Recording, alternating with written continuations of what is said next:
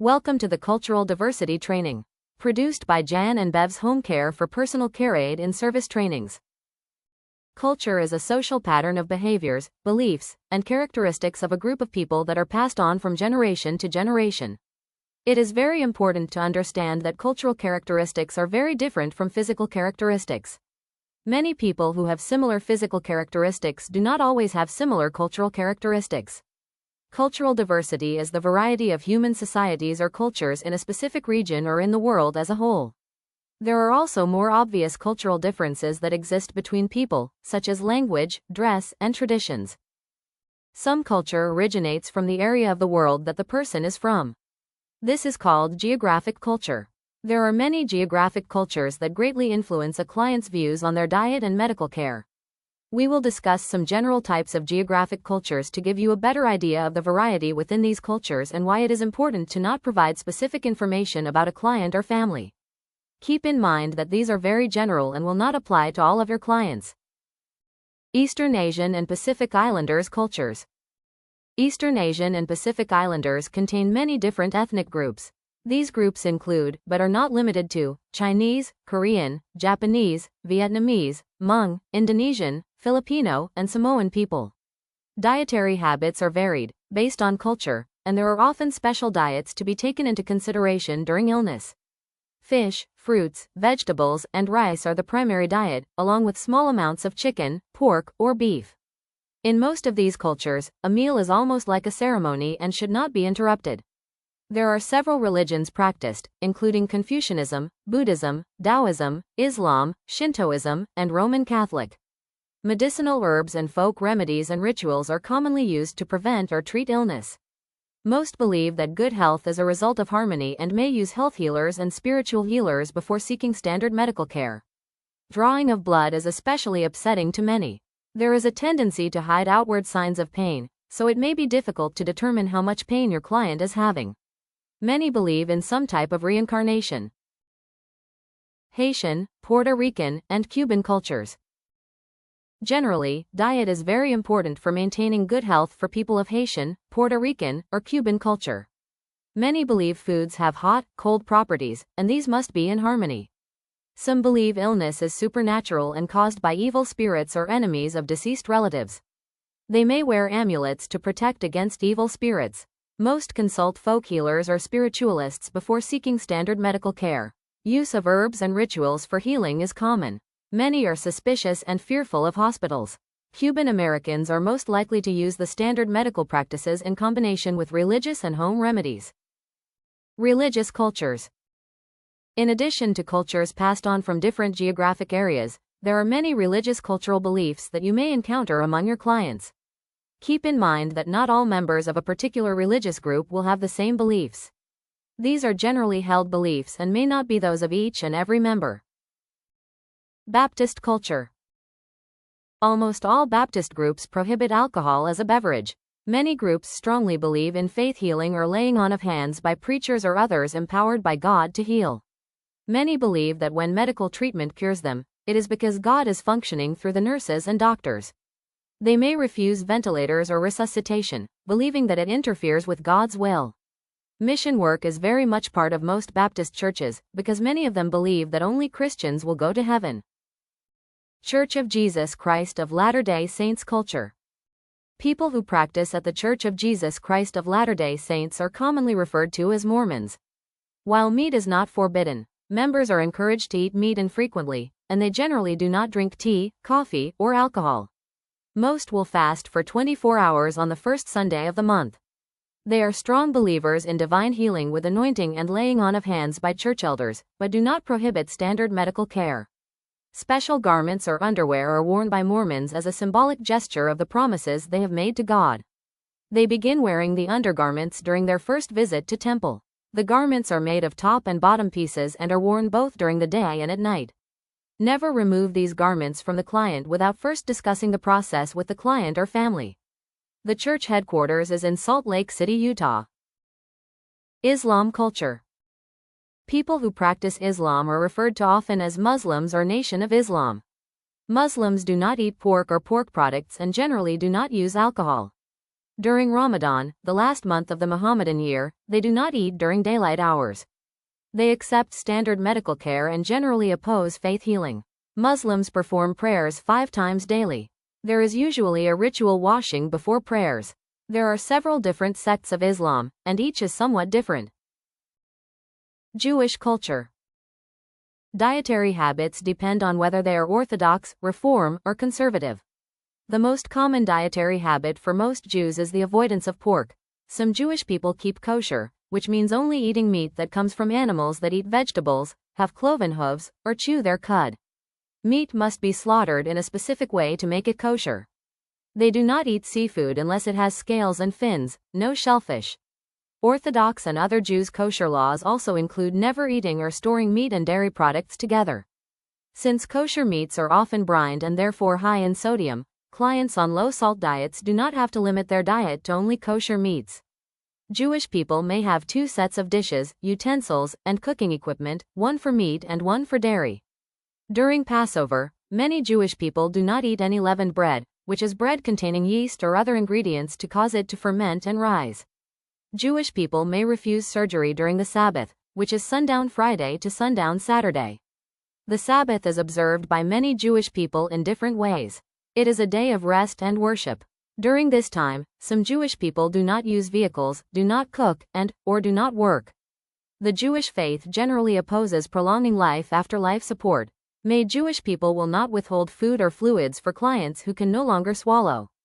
They will request feeding tubes, intravenous fluids, or continue to offer fluids even when the client cannot swallow. Amputated limbs and other body parts removed by surgery are given to the family for burial. There is no single Jewish authority over all Jewish synagogues. All congregations are independent and control their own activities. Roman Catholic culture.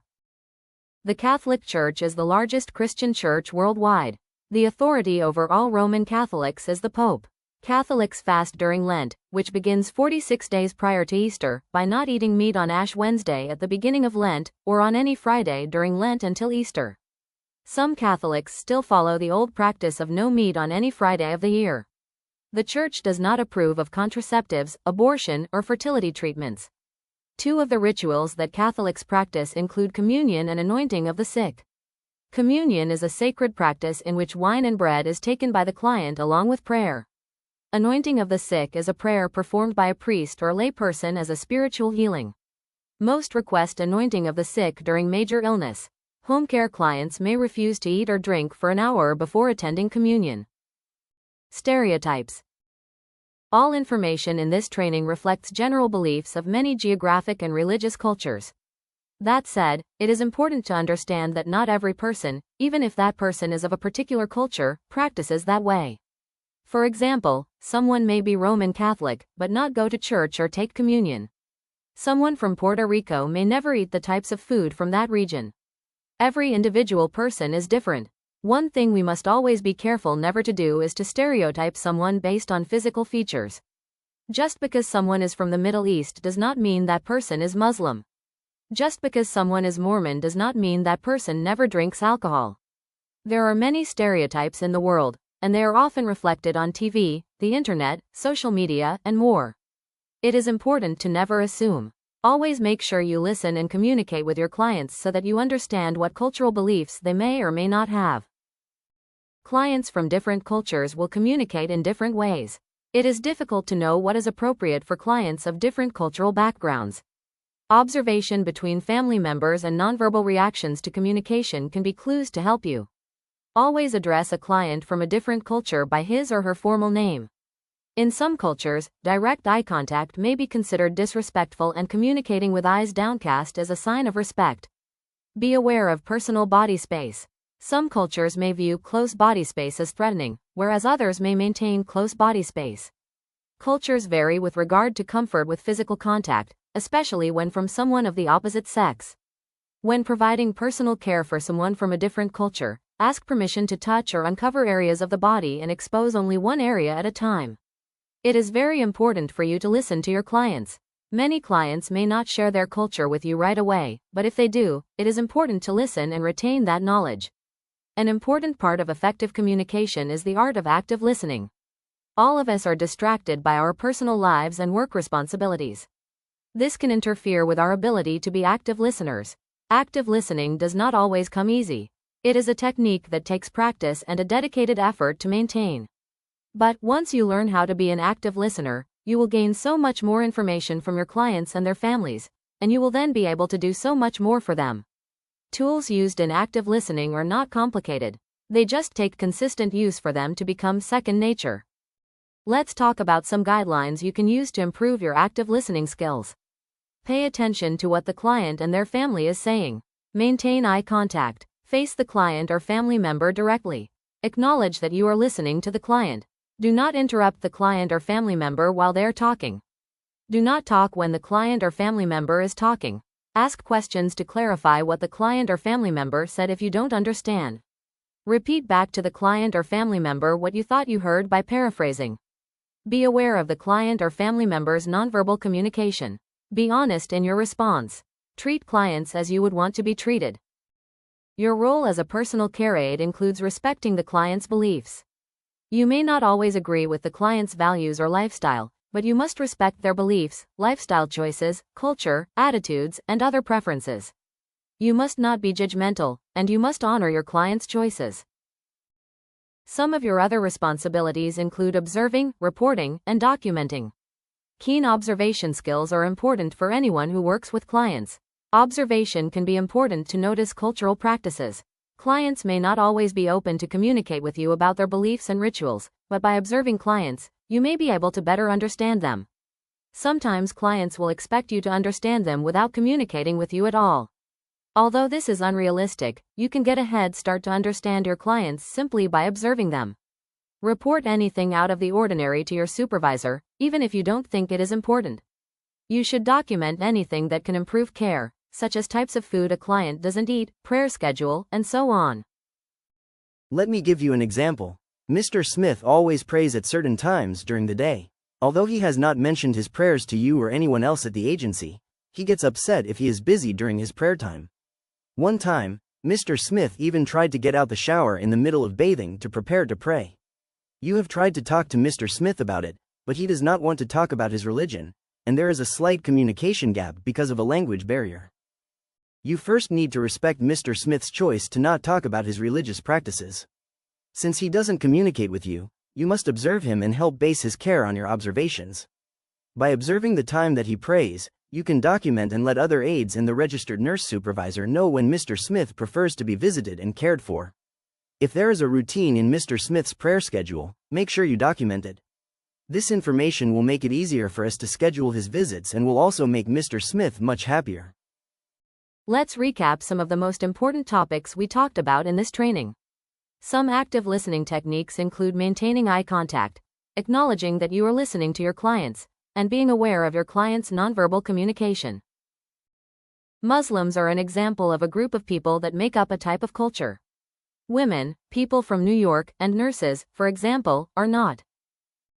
You may need to change the way you prepare a client's meals in order to respect a client's cultural beliefs.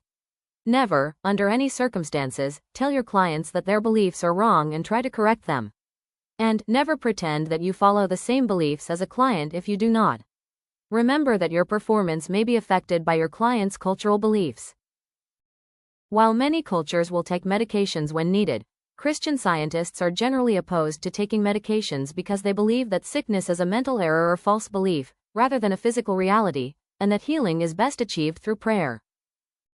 Beliefs are passed on from generation to generation.